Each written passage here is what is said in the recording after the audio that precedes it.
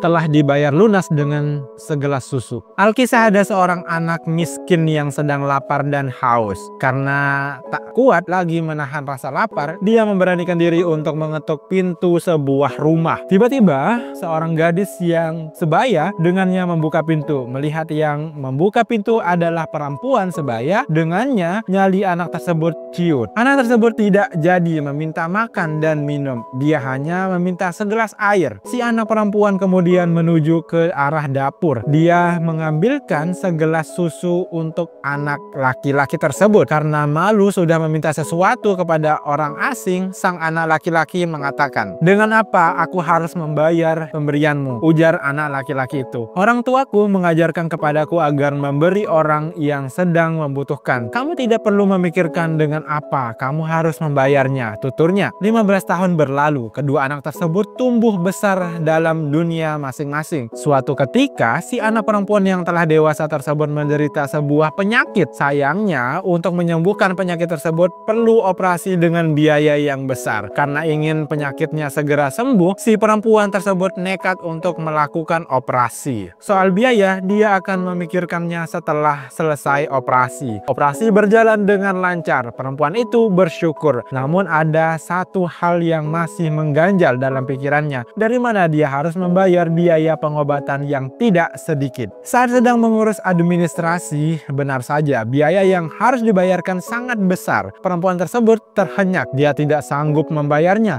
Namun ia terkejut. Ternyata di struk pembayaran tersebut ada sebuah tulisan, "Telah dibayar oleh segelas susu." Tertanda Dr. Howard Cale. Ternyata dokter yang mengoperasi si perempuan adalah anak laki-laki miskin yang dia tolong dahulu. Ya Allah, kita nggak pernah tahu kapan perbuatan baik kita akan kembali ke diri kita. Sang anak laki-laki masih ingat jasa si perempuan. Dia pun membalasnya dengan pemberian operasi gratis kepada si perempuan. Kisah ini adalah ilustrasi dari firman Allah Subhanahu wa Ta'ala, At-Talaq 2-3. Allah berjanji bahwa barang siapa yang bertakwa kepada Allah, maka Allah akan memberikan jalan keluar dan rezeki dari arah yang tidak disangka-sangka. Apa yang dilakukan oleh anak perempuan di atas merupakan ekspresi dari ketakwaan, di mana dia memberikan anak laki-laki dan tidak mengharapkan pamrih.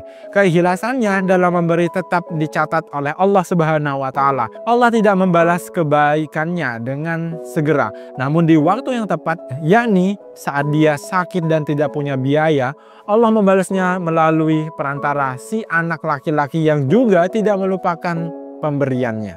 Perbuatan baik itu tidak akan pernah yang namanya sia-sia. Entah sekarang, besok, lusa, ataupun nanti, perbuatan baik itu akan kembali ke diri kita. Pun hal yang sama terjadi ketika kita melakukan sesuatu hal yang buruk untuk orang lain. Besok, lusa, ataupun masa yang akan datang, perbuatan tersebut akan balik ke diri kita.